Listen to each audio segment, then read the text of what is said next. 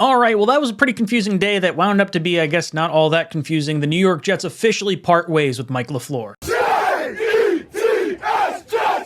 Jets! Welcome to Jets Talk. My name's Ryan. I'll be your pilot. If you're new here, hit that subscribe button. If you've been here before, welcome back. I love having you here. Boys and girls, we are talking again about Mr. Mike LaFleur. The Jets have officially parted ways with the offensive coordinator. Now, this appears to be a mutual split. Apparently, Mike LaFleur and Saleh have been talking over the course of this last week, and as things kind of got into discussions, other teams started making phone calls about Mike LaFleur and potential opportunities for him to come on board with their team. So they officially decided to part ways, and it was in the best interest of both sides to do that. And I think this is probably the correct move. From what I've been hearing, it sounds like there was a little bit of a rift between the players and LaFleur. I guess LaFleur maybe was a little bit more introverted. I guess ask the assistant coaches maybe or positional coaches a little bit more to be hands-on than maybe he probably, like I think LaFleur probably should have been a little more hands-on from what I've been hearing. But as far as the offense, look, when you don't score a touchdown in the final 3 games, you have the number 2 overall pick in 2 consecutive seasons, not really showing a whole heck of a lot of growth, especially going from the end of last year when we did see some growth to this year where you clearly did not see any growth. And the offense just completely took a step back. It took a historical, defensive turnaround and just some really nice, play from Breece Hall and AVT at the beginning of the season to make it seem like we had a complete, competent team. But it seems like some of the issues that have been kind of percolating and bubbling under the surface have kind of come to fruition. I shared that Mekhi Becton liked the initial tweet from Adrian Wilson, about LaFleur being fired. That was a little fishy. We heard the blow up between Elijah Moore and Mike LaFleur, and then I've also heard that there was a rift, I guess, starting to kind of happen between Zach Wilson and LaFleur. I guess from what I've heard, LaFleur never really held certain players accountable, and I guess Elijah Moore was in that category until Elijah Moore started chirping about Zach Wilson, and then all of a sudden they're like, ho, wait a second, Elijah Moore, you have some issues as well. And then it then a whole bunch of stuff started going sideways. But either way, Jets are going to have a new offensive coordinator and they got to get it figured out.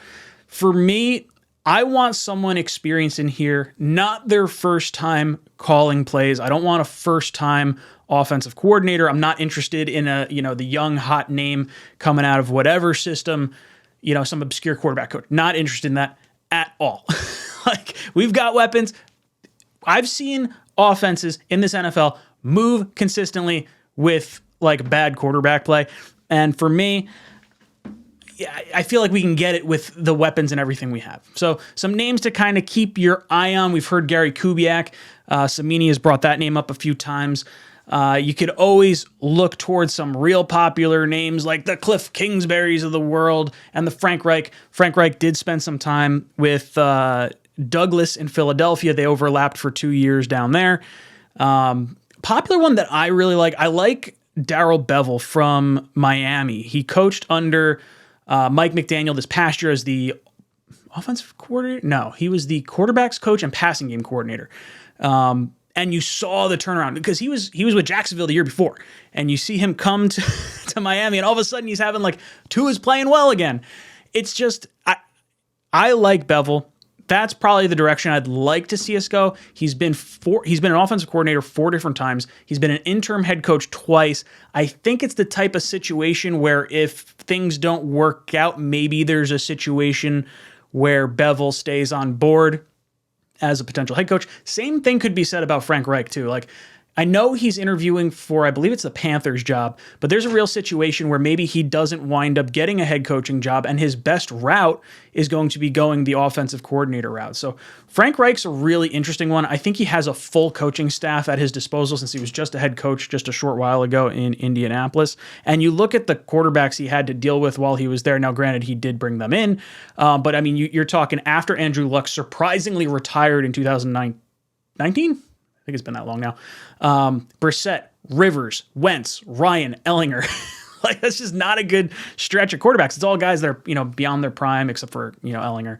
But Yeah, I think that's going to be an interesting option for the New York Jets. If he comes here, there's a real possibility that Teddy Bridgewater maybe is the backup quarterback for next season, having played in that system just last year. And then maybe there's enough terminology that could be similar because of the 49ers coaching tree with Mike McDaniel and LaFleur leaving. So that way it's not a full and total reset from that Shanahan-style offense, or at least meld it into a newer style that our guys are going to be able to understand.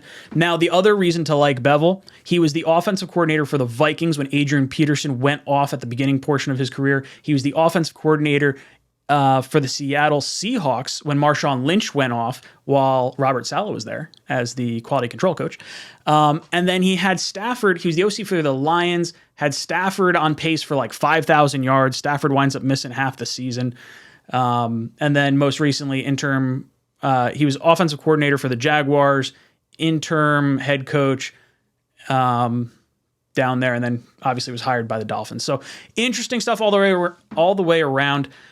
You know, it sucks because when I'm looking at LaFleur, I kind of see I see the talent there, and I think he's going to get picked up pretty quickly. Like, it wouldn't shock me to see him go down to Miami and maybe even replace Darrell Bevell. Like, it would not shock me in the slightest to kind of get his hands and fingerprints all over, you know, some other organizations here.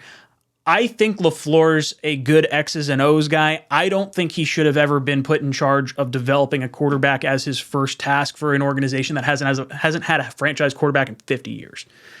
So yeah, look, it sucks to see him leave.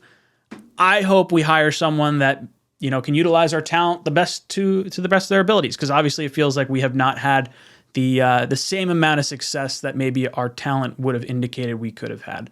So guys, let me know your thoughts on Mike LaFleur down below in the comment section. Are you glad he's fired? Who do you want to see come in? What was the biggest driving factor for this? Let me know in the comment section down below. And as always, go Jets.